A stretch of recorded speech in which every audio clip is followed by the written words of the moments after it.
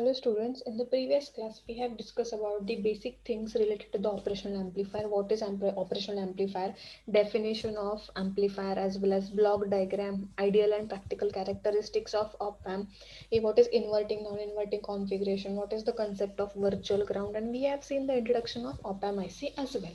Okay, so that was about the first chapter. In this lecture we are going to start the unit number 2, which is operational amplifier and other application circuits. So with the help of op-amp, which kind of different circuits we can form, those we are going to study in this chapter.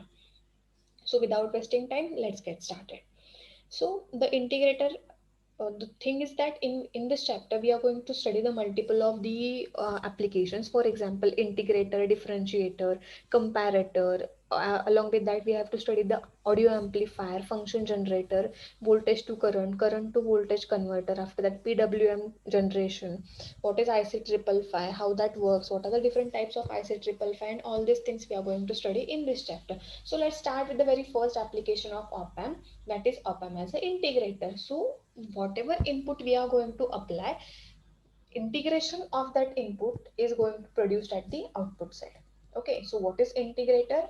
Whatever the input you are going to apply to the op-amp, its integrated portion will be able will be you will be able to see at the output. Now how to generate that integrated input at the output side? So for that we have to study few things. So this is, as you can see in front of you, there is a block, there is a diagram, circuit diagram, in which there are multiple of things. Okay, this is nothing but your input signal. There is a R1 resistance, R in, sorry, I in is the current flowing through the input source and resistance R1. This is V2 voltage. As we know, the current gets splitted at the node point. This I in gets splitted into two portions, IB and IF. Along with that, here in feedback we have used the feedback capacitor. Non-inverting terminal and inverting terminal are here for the op-amp. Non-inverting terminal is connected to the ground. After that, plus VCC minus VCC, pin number 7 and 4, and at pin number 6 we have output. This is nothing but your load resistance. Okay, so this is nothing but your integrated circuit. Ideally you should connect a capacitor in feedbacks if you want to work your circuit in an integrating mode. Okay, now we have to understand the derivation. Okay, how the input get integrated and how we are going to get that integrated input at output side. So for that, let's study the expression for the output voltage V0 can be obtained by writing Kirchhoff's current equation at node V2. So this is V2 node, and we know at node current entering is equal to current leaving. So I in is the current which is entering at V2, and IB and IF are the two currents who are leaving from the same node. So for this reason we can write I in is equal to IB plus IF. Simple, correct? So I in is equal to IB plus IF. This is what is my first statement. Now see, as this non-inverting terminal is connected to the ground, this inverting terminal is also connected to the virtual ground. As this is connected to the ground, there will be no current or very negligible current will flow through this terminal. That is why IB is nothing but your negligible current, which is like very small. That is why I in is almost equal to or nearly equal to IF. Okay, so this is what is my second statement. I in is nearly equal to IF. Why? Because IB is very small. It is negligibly small. Okay, so therefore, for the change, for the charge to exist on a plate of capacitor, charge must be passed in some way onto its plates. So current flow represent charge flow represents the current. Now see, if we want to charge this capacitor, there should be some sort of current that flows through it. Okay, and how to write that current? We have formula, current is equal to rate of change of charge with respect to time. So this is the formula of current. Current is what? It is the rate of change of charge with respect to time. But what is the value of Q? We can write Q as C into V. Right. Now, if we put this value of Q in the above equation, what it will be? D by dt is as it is. Instead of Q, we can write CV. Okay. Now, C is your capacitor value, capacitance offered by a capacitor. So that value is going to remain constant. Okay. So I can just write this constant outside of the derivation, C into dVc upon dt. Why this C? dVc. Why this Vc is there? Because it is a voltage across capacitor. That is why it can be written as Vc. Okay, so we got this equation, I is equal to C dVc by dt. Now from the figure 5.18, from the above figure, we can just write V in minus V2 by R1. What is this? V in minus V2. Okay, if you want to write the input current, you can just write V in minus V2 divided by R1. Okay, what is this? V in minus V2 divided by R1. So this is my input current I in. I can write input current as V by R.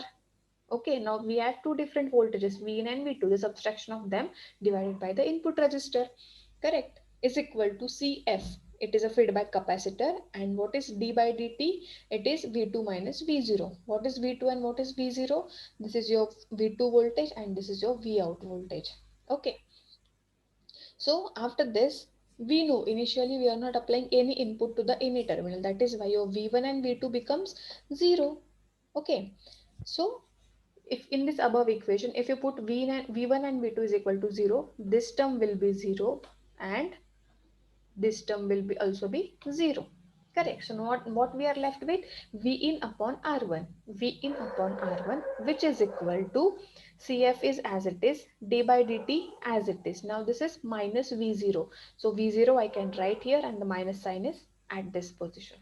Okay, so at last we'll get this equation. Now what we want integrated input at the output terminal, right? For that, what we have to do? We have to take integration on the both sides, correct? So if we take integration on both sides, what will happen? See, integration we have to take with respect to time only, correct? So V in upon R1, integration of V in upon R1 with respect to 0, the limits are 0 to t, which is equal to integration of other side, CF dV0 by dt, CF dV0 by dt, and this dt of integration, the limit of integration is 0 to t.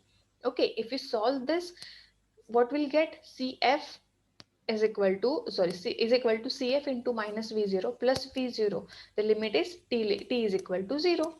Correct. And if we solve this equation, we will get the final equation as like this. Okay, what is this? V0 is equal to minus R1 upon CF. So see this CF, if I transfer on that side, okay, no, sorry, this CF, if I transfer on, this is multiplied here, it will become divide on the other side. R1 is already there, this CF will be also there, R1 upon CF, integration V in dt plus C. C is the integration constant. Okay, the limit of integration is going to remain constant as 0 to t. So C is the integration constant and it is proportional to the value of output voltage V0 at time t is equal to 0 second. Okay, so therefore in general, if we want to rewrite the formula of op-amp as an integrator, so in general what we are going to write, V0 is equal to minus 1 upon CF into R1 integration V in dt. Okay, so this is what is the general formula of op-amp as an integrator. Now what op-amp as an integrator, that circuit is going to do? It is going to integrate the input and produce that integrated input at the output side. All right.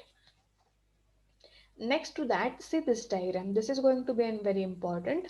If we apply square wave to the integrator, okay, if we apply square wave as an input to the integrator circuit, how to identify this circuit is of integrator? Because in case of integrator, we have capacitor in feedback. Always remember this thing. In case of integrator, we have capacitor at feedback. Now, see here, we are applying input to the inverting terminal, right? What we are going to do? We are applying input to the inverting terminal. Now, that is why for the negative half cycle, my capacitor will charge. Okay, for this negative half cycle, my capacitor will charge. For this negative half cycle, it will discharge. Again, for the positive next cycle, it will charge, and for the next cycle, it will discharge. So likewise, if we apply square wave at input, you are going to get triangular wave at output. Now, you might be thinking why this waveform is in the downward direction, why it is in the negative axis? Because we have applied input to the non-inverting terminal. Even if we applied input at the positive terminal and negative terminal is grounded, then you will get waveform like this in the positive direction. Okay, so this is how your op-amp as an integrator works.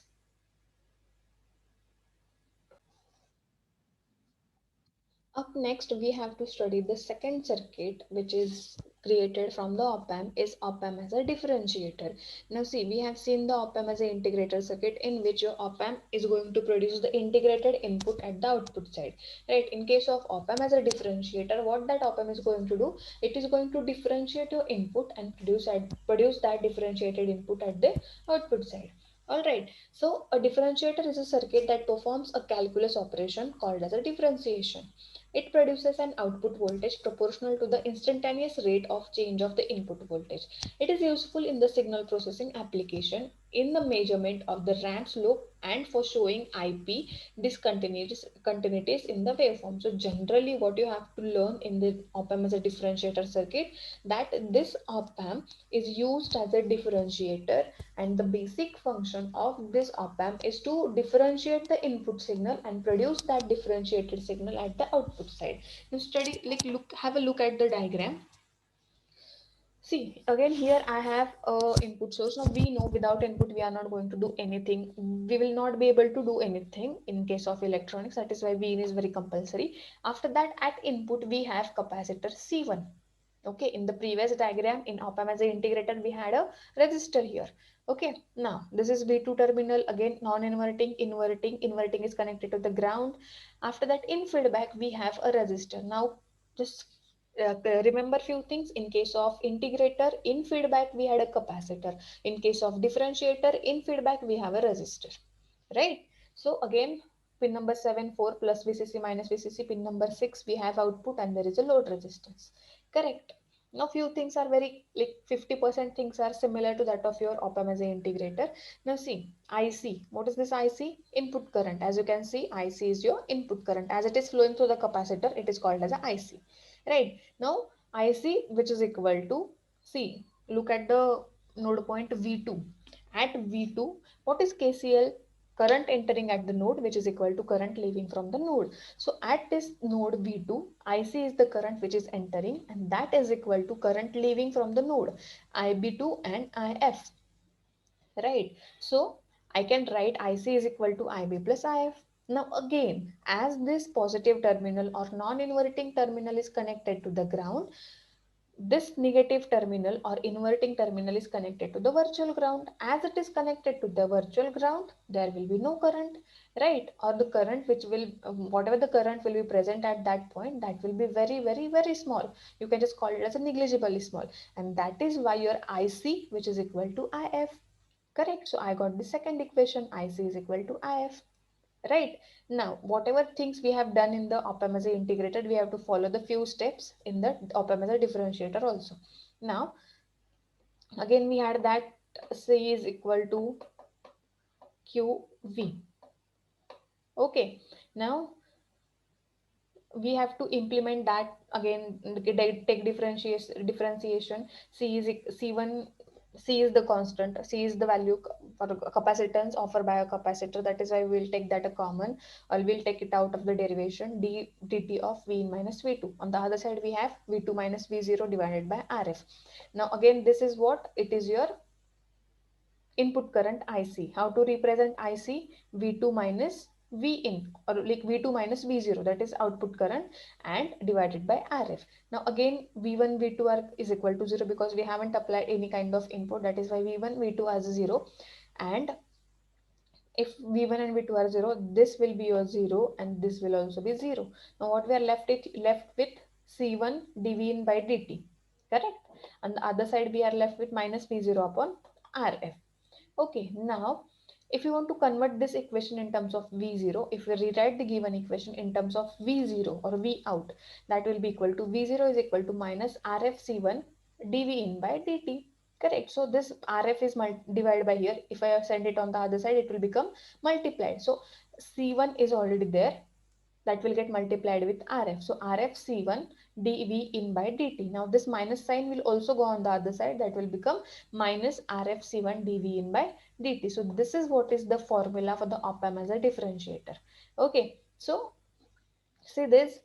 If we apply a input signal in terms of square wave to the op-amp, it will generate a spikes. Okay, so in case of practical consideration, if we apply square wave to the op-amp, see, in case of op-amp in feedback, in case of op-amp as a differentiator, in feedback we have a resistor. In case of op-amp as an integrator, in feedback we have a capacitor. So this is what is the output waveform we are going to get whenever we are studying the differentiator circuit. So in today's lecture we have discussed about the op-amp as an integrator as well as op-amp as a differentiator. In next lecture we will discuss about the op-amp as a comparator, or we can just call it as a Smith trigger, as well as function generator and audio amplifier. For now, this is all it. We'll discuss the remaining things in the next lecture.